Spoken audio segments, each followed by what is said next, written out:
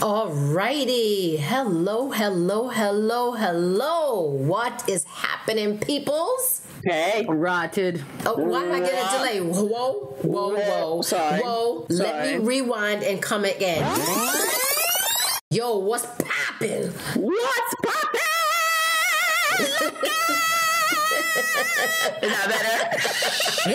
Much better. Was that Aretha Franklin? Who the hell was that? I don't know. A little mix up, my Haitian ancestors over here. That's what I'm talking about. Yeah, they were speaking all right. Shit. That is what I'm like. Damn. Okay. Well, we're all awake. Me love it. Me love it. So, all right, ladies. Well, welcome. Here we are, and we are back again with another episode. And this episode, we're going to talk about what is the real premise of a relationship. What's happening, family? You're listening to the Unfiltered Lyman with BLT.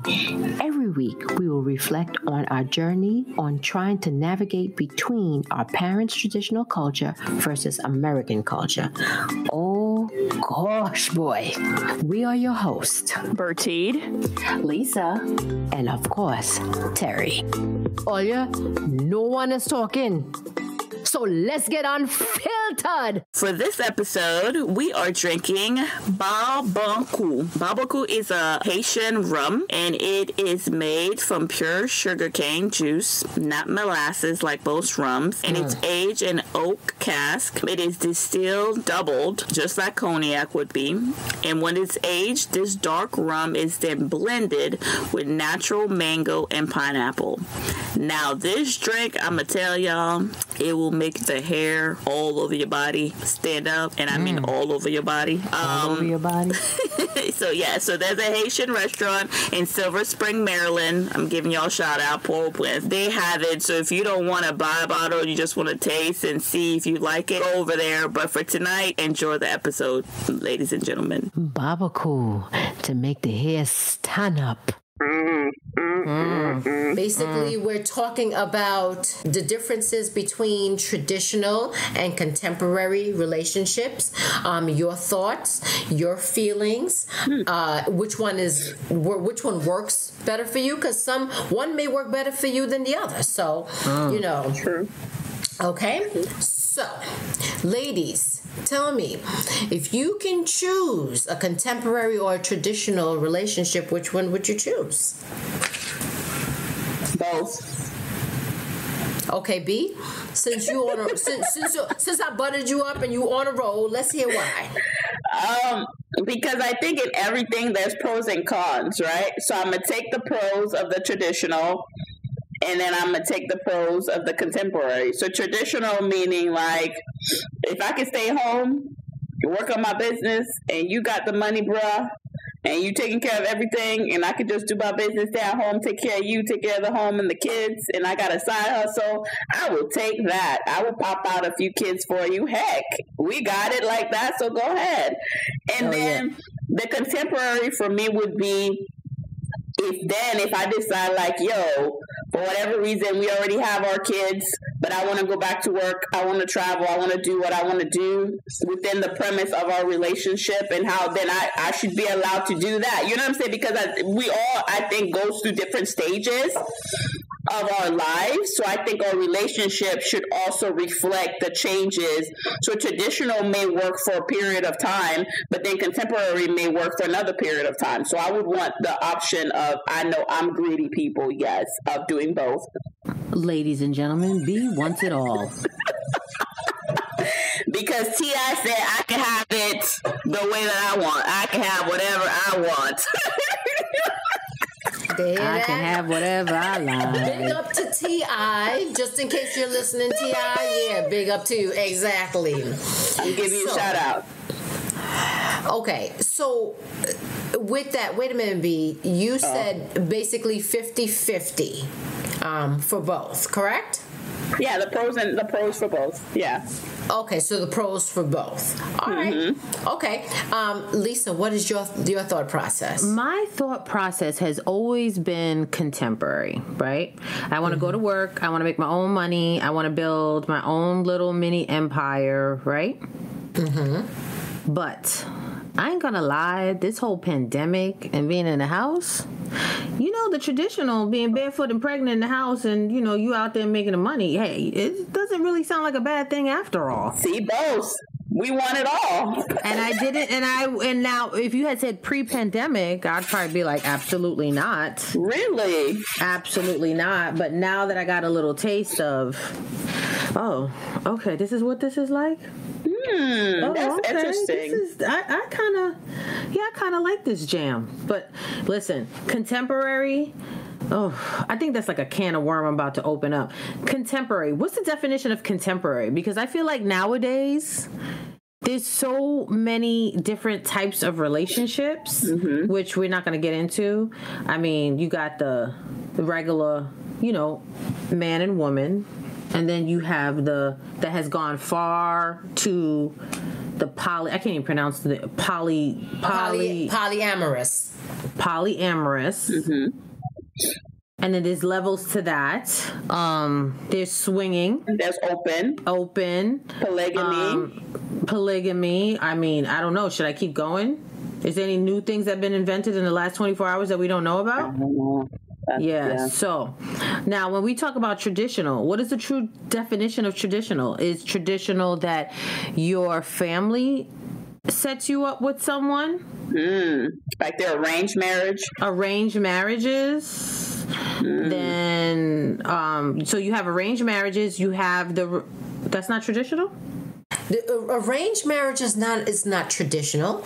Traditional would be the man and woman.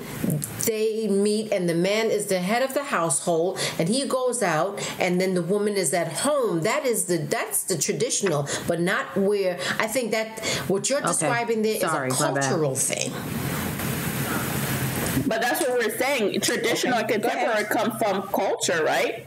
But different cultures does it come from culture? Cultures are yes, because different cultures would view that as traditional, but that's just a cultural thing. If we're talking on the whole of the traditional premise of the marriage is the man and woman, they get married, the woman stays home, and the man goes out. That's the traditional. Now, when you add the cultural, in certain cultures they do the arrangement. Okay, I want you and you. For instance, the Indians. Okay, they have a caste system, so you can't marry below in a whole different class and stuff like that. That's why they choose who your husband is. So that's their tradition, but that's a cultural thing. Okay, all right. So, all right then. Yes. But let me ask you this before you start, Lisa, because I think going to your point, and maybe you can answer it in this. So like you said, tradition. So our parents had a tradition, right? Our parents' culture, traditional culture. And like Lisa said, so what would you think your parents, or did our parents choose tradition, or did they choose contemporary? And if we're changing our mind, like where do we get our viewpoint on the premise of relationship then? Based on what you're saying, Terry, because we're incorporating that we are of culturally Caribbean background, but we are also American. So where do we fit in? We fit, but see, we have no. That's a very good question. We have a little bit of both because we're the first generation. We have taken a lot of the traditional cultures because that's what we were brought up with. That is what was ingrained in us. So we have those traditional cultures and mannerisms and thoughts, but when the American side of it now is a little bit more contemporary. I wouldn't say fully contemporary. I would say a little bit. It's more contemporary compared to that culture that we have come from. Okay, so now that we're here now, we're kind of like a hodgepodge, if that's the best word, that is. Of the traditional and the culture. But I think that for us, we lean more, and we always referring back to that traditional, because the traditional has that solid foundation that we know and we understand. Yeah, you're right. We're definitely a hodgepodge. Yeah. We definitely have a hodgepodge, and I'm gonna tell you why we're a hodgepodge. Because our parents growing up, first of all, part of like, you don't live together before you get married. Exactly. You don't have premarital sex. Well, I don't know. They might have been. I know they be lying on that stuff. I think so. If they're doing it, nobody knows they're doing. They sneaking. They sneaking it. They know they're doing it. They just making us feel bad that they're doing it. They know it. They went down by the river. Yep. Yeah. Down by the river. All righty. Get me a little nookie before I go in the house. And then the moonlight. Yup. That's exactly what went down. So that's exactly what went down. Shoot, stealing the shit. Anyway, so I think in that part, we're hodgepodge, because we're definitely living together, sleeping over one another's houses before we even talking about, do I like them enough to bring them home to mama and daddy? I want to spend the rest of my life with them too. Let's be honest about that stuff nowadays. Yeah, I would say having the kids out of wedlock, but no, that's right along the lines with our culture. I mean, even having kids while you're married to somebody else, that's right along with that. So that's a whole nother conversation. But yeah, I think we're definitely a hodgepodge. What the fuck? We lost our MC. MC. What in the flying fuck is going on, brethren? 20 minutes later. So yes, ladies. Okay, so Lisa did ask, not Lisa, B. You was asking what's the difference of contemporary, and we also wanted to know the definition of traditional. So here is definition of contemporary. Contemporary is living or occurring at the same time, belonging to or occurring of our contemporary society. Okay. That's what it has. Then traditional, it says existing in or as part of a traditional, long established. Okay. So what I got from the traditional there is long established. So it's something that it's already been in place, and that we just, it's already been established, it's in place, and that's what we know, and that's what we utilize. That's why I said that's what we were brought up on. And because that's what we brought up on, and it makes sense. And I think that's the reason why we still stay with certain traditionals, because they make sense, and it's something that works for us. But if it is something that we don't agree with or we want to do differently, we jump over to the contemporary side.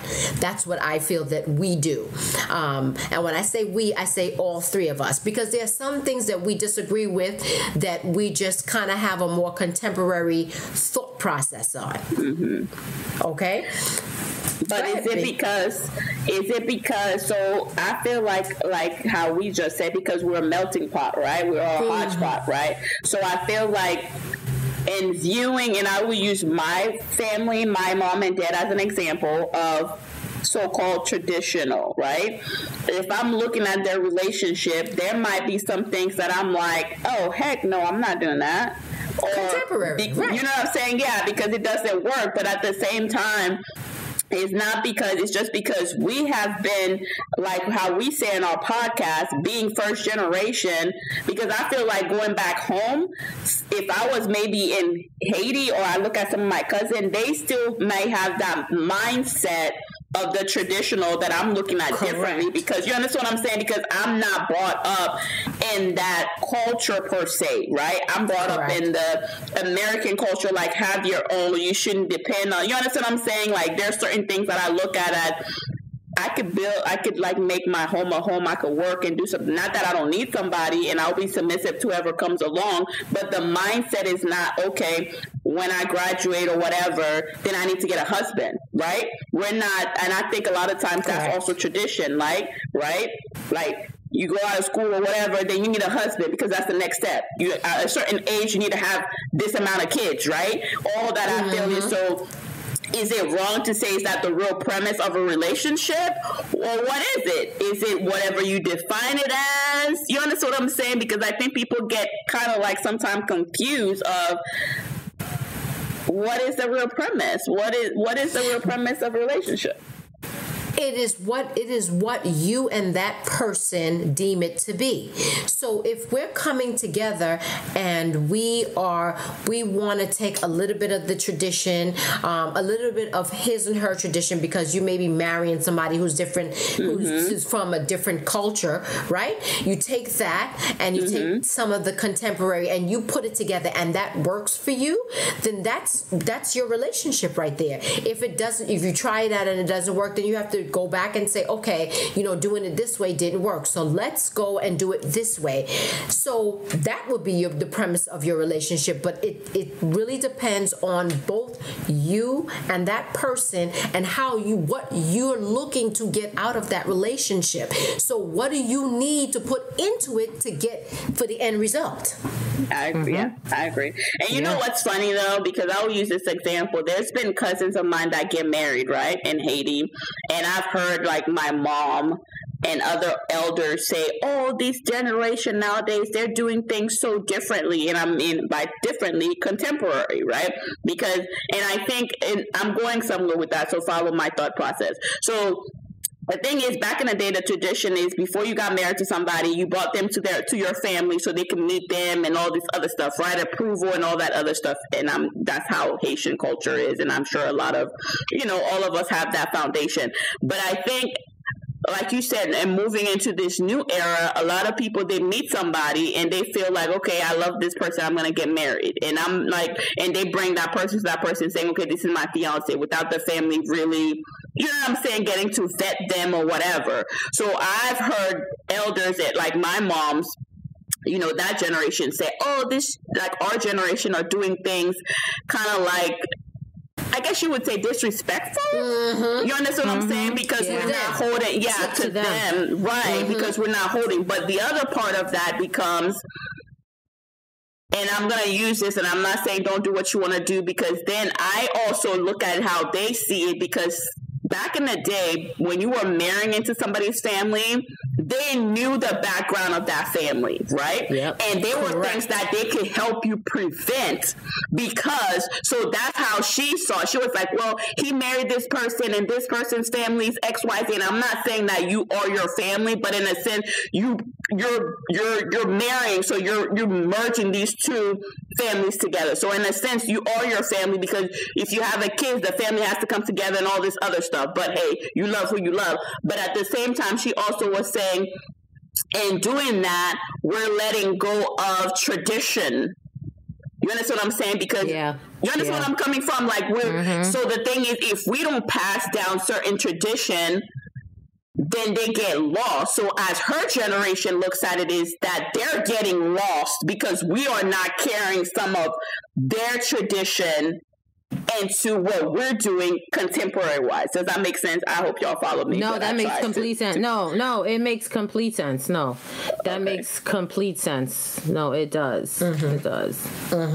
Yeah. And then, like you said, at the end of the day, because we have so many pieces, like we have our traditional, we have the American, and then we have what we personally think. So that's three different ideologies that we got going on here, right? Three different.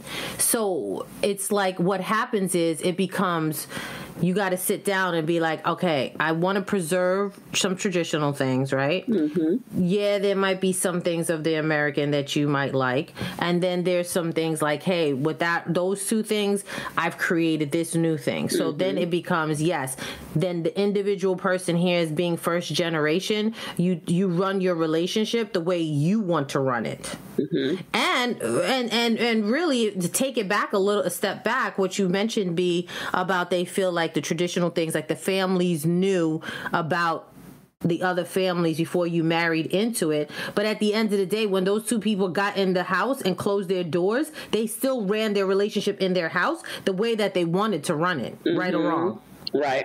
Right. You know, so at the end of the day, when two individuals, whoever they may be, two individuals, when they close that door at the end of the day, when they're inside their home, they run their relationship the way that they want to. So I have a point to that.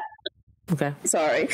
No, it's okay. It's okay. So I agree, but at the same time, look at it this way. Picture it, right? I'm using the Golden Girls. I'm making a lot of reference today. Golden Girls hashtag. Picture it. You're right. When you close the door and you run your relationship the way that you are, but take it back. We all need a support in a village, right? Yeah. So let's say you're dating somebody from a different culture, right? Because we're Caribbean, and let's say you're dating an American or you're dating an African and all this other stuff, right? And you get married, you have children. A lot of times they say you need wise counsel around you to make your relationship last, right? If you are with that person. Correct. The thing is, when you do close your door, I do believe there's certain things that you keep to yourself. But if there's a group of elders that you could go to that could help you maybe learn from their mistake, or be like, okay, your husband is, because I know in the African culture, they do that, right? You go to them, like if the wife is not performing or the husband is not performing, they go to these counselors, right? They're elders, and let's say, oh, okay, the wife's family go, okay, your son is not providing the way he say he's gonna provide. What the fuck? Like, what y'all gonna do about that? Y'all need to talk to him. You understand? And vice versa. If the wife is not doing, they go, okay, your daughter is not doing for our son. What the fuck? You know, I know I'm using it, but what's going on? And they help you guys stay maybe together in a sense and help you work through it. Then you guys both raise your hand and you say, you know what? Fuck this tradition. I'm going contemporary. Divorce. You understand what I'm saying? Like, so I feel like sometimes the tradition can help you because maybe they've experienced it, and they can help you to a certain degree. That's called modern day therapist. Yes, it is. And it's free, y'all. But you know what I mean? Let me know what you think, because I know in our culture, that's something that I can't say in the American culture that I have experienced that, or I've seen that. But I know in the African and the Caribbean, they are very so in a way, like if you don't follow the tradition, then they go, okay, this is why your relationship may not work, right? Because we could have helped you overcome some of this stuff. So y'all want to do it your way, that's fine. But understand also the tradition. There are bases of why. You understand what I'm saying? The tradition. No, I agree with that. I think it should take a village. I think it's a beautiful thing to have your family or elders you go to and you ask them like, hey, how should I handle this? Or what is your experience of handling it? I think it's a beautiful thing. I think that that's something that maybe the modern day that we are missing. I mean, we have the therapist, but it's different. It's a little bit different. But I think that goes across the board, though. I don't think that part of it is a cultural thing, because you do in every I don't want to say society, but in every culture there is the elders, that the higher ups or the elders that you do respect, they're the ones that give you the guidance, because they're the ones that give you the tradition or the guidance, Terry? They give you the tradition, because they give you the traditional guidance. And here's the reason why I say that, because they're the ones that have been married for years and for years and for years and for years, okay? And they have shoveled some shit, eaten some shit, okay? And and they've been through some shit. Seen the melee. Exactly. So they can be able to come to you to say, okay, listen, this is what you need to do, or this is what you should do in order to continue to make that marriage work, because they are the ones that are always all for making it work. That's true. They never, if you see, very rarely do they jump up and be like, oh, fuck him, or fuck her, get rid of. No, they are going to, they're going to go and bat and say, listen, do whatever it takes to make the relationship work. So, yes, if it's not working, don't worry, we got roots for that. We got bush tea for that. If it's not working. Here we go with the backwater stuff. But I also think, like, go ahead, Sarah, sorry. The council, the village, that's very, very important. Those elders, key players all the time. Because if you listen to people, sometimes I've heard even men say, something, my grandparents have been married for X amount of years and stuff like that, and I should have listened to my grandmother when she said, or I should have. So yeah, those are the backbone that we really need to take heed heed from. The grandparents are definitely the backbone. Yeah, and definitely. And the premise of also understanding, like, so I understand the tradition. It goes back to contemporary. So if the guy is beating you, because I think a lot of times with tradition, they overlook a lot of the bad behaviors, right? So if your premise of relationship to have a healthy relationship, and their premise is the tradition, then that's where we jump into contemporary, right? Because we're like, yo, you may have stayed into this marriage on the premise of traditional culture because y'all don't believe in divorce, and he cheating or he hitting you or he's mistreating you. But we don't have to. Well, maybe I will tell myself, I don't feel like I have to compromise. You understand what I'm saying? The premise of having a good relationship or healthy relationship on the premise of, like you just said, Terry, they're choosing tradition over the premise of your healthy, or you know what I mean? I don't know if I'm making sense, but you understand what I'm saying? Like, I feel a lot of time our elder choose, like you said, the sanctity of the premise of, okay, you marry this person, that's for life no matter what. But our contemporary side say, yeah, I understand that, but if it's not healthy, then why should I stay? But that's when the hashtag Medea grit ball works. You throw some grits on them, or some what you call it? Wait a minute, yeah, you throw some grits, hot grits, and you use that. You got to get a nice little frying pan that got some weight on it. Bam, throw the grits one hand, bam with the other hand. Yes, I said it. I said that. I want everybody to know I said that. Disclaimer, folks. Disclaimer. Don't do everything Terry said for y'all to do. She gonna have y'all locked up like Medea. I said it. Yeah, Lisa, I said it. I can see your face. Yeah, I said it, damn it. Okay. All right. Well, ladies and gentlemen, we know who the violent ones out there. Anyway. So if we do a GoFundMe page because we need to get somebody out of jail, y'all already know who that will be. You already know what it is. Yep. Talking in advance. Y'all just make a donation. No questions asked. So Terry, what do you mean by the meat has been taken away from the bone? What do you mean by that? Okay, well, the meat on the bone. Hear me now. I hear you. You're pulling away. When you're taking away the meat of the bone, you're taking away all the good part of it, and you're just leaving it stripped. You're stripping it of what it's supposed to have. So when we go against not being, when we're in this relationship and the relationship is not, how can I put it? We're not utilizing our council, and we're not utilizing the village. You are stripping the bone, because we need that. That's very important to be able to keep it together, to keep it meaty, to keep it on the bone, and to keep that's very important. Keep it together. So when I say stripping it, that means that you're pulling it away and you're tearing it apart. You're breaking it down. That's not what we want to do. We're looking to build up, not to break down. Okay, so what happens when you're in a relationship with somebody and that person doesn't want to go with you to go seek the counsel? Or modern day. Okay. So I've heard this before, and I'm gonna use my experience. They will tell you in any relationship you can't change the person. You go for yourself. You do the work. You put in the effort, and you let it play out. Because the thing is, you forcing that person, it's not going to work. They need to get there just like you got there on your own. They need to get there. But the thing that you have to remember is it's going to be hard. And I'm using this. This is not for relationship. Y'all just booty call. This is like you in there for purpose. For this is what we're talking about, right? Real premises of relationship. So you have to do it in love.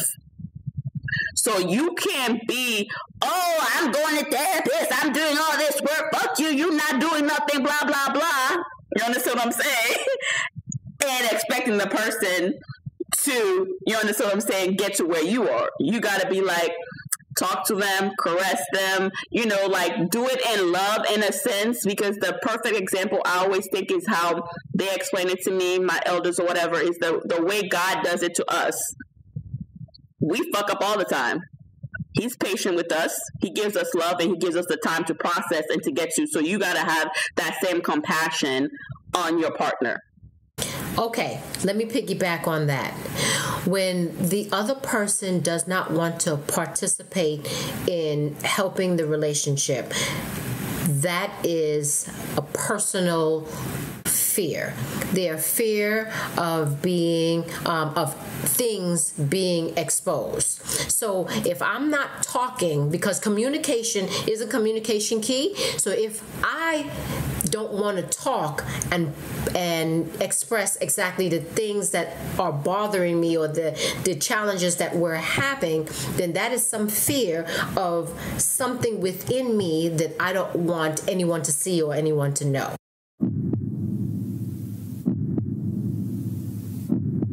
You're right.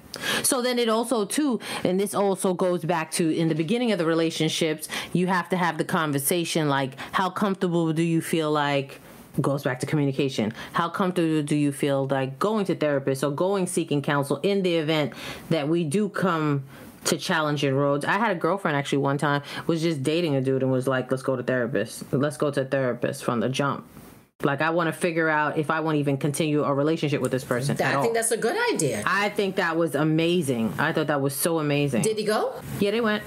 And how did it work? Oh, they're not together. Oh, okay. But that's a good thing, because then now we're not wasting each other's time. Yep, we're not wasting no time. But the other thing, too, is it helps the person, because you don't know, like, sometimes it's not for your relationship. Sometimes it's for that person. For you. Yeah. Yeah. Because I know I was watching some reality TV show, and the guy this girl was dating or about to get married to, he said he's been in therapy since he was a teenager because he had issues, and he's like, he's affirmed it doesn't matter where he is, who he's with or whatever, for himself. And that was a black man. For himself, he says he does it and he believes in it, and he's been doing it.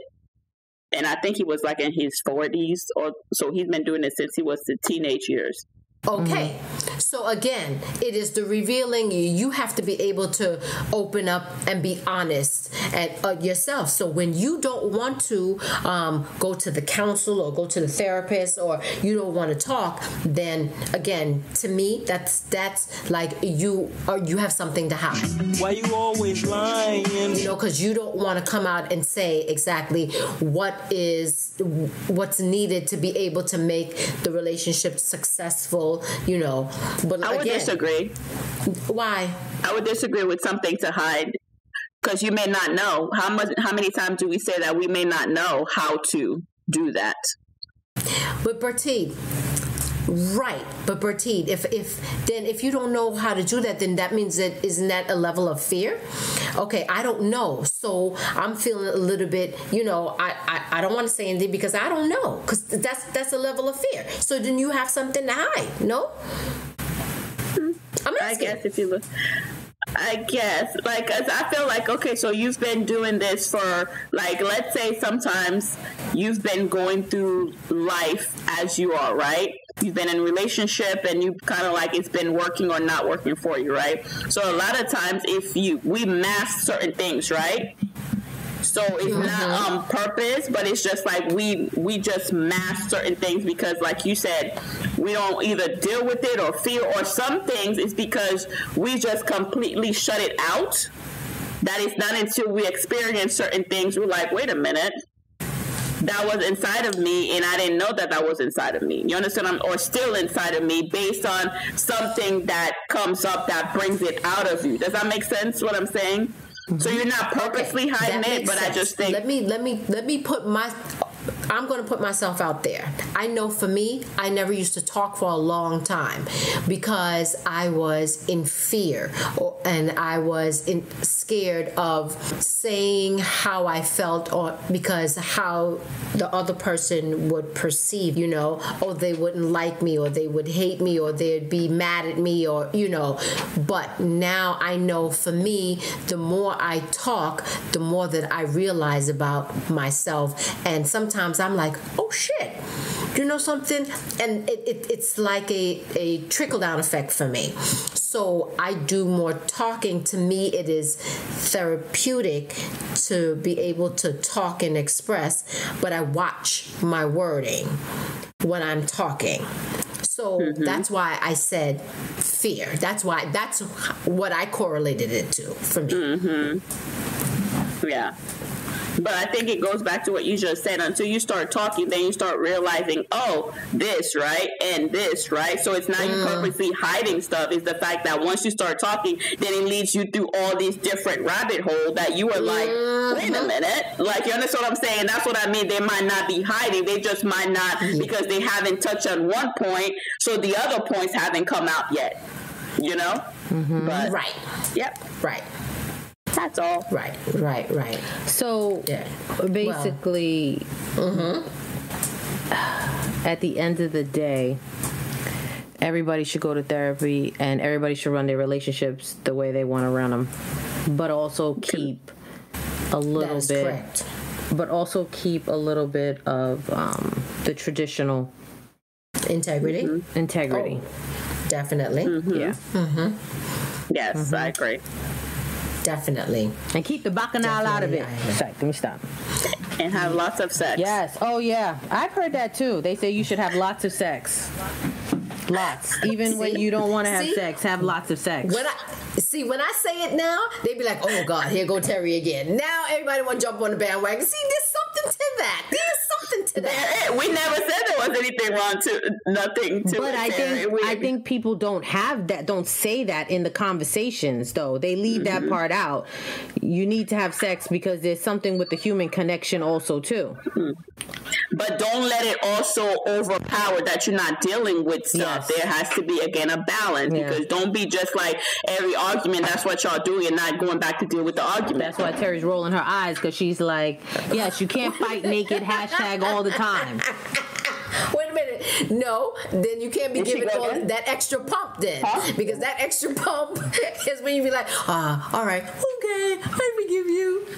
Well, I mean, so you leave out the extra pump, but so how we wind our waist, then what? So we come. Or in the middle of before you give that pump, that's when you bring in. So I've heard. I have a guy friend of mine that says that he recommends guys do not make decision while doing that. Don't have serious conversation in the middle of pumping. Really? That's what I want to talk. That's what I want to talk. Yeah. No, so man. What was that you said? Because you're in your feelings. You in your feelings. You in your feelings. No, Terry. Hold on. No, so you're saying not to have the serious conversations in the middle of sex? Yes, because your emotions, you're not thinking clearly. They would not just cover. That's when I Lego piece. So no, that's when you like. So babe, that new G-Wagon. Yeah.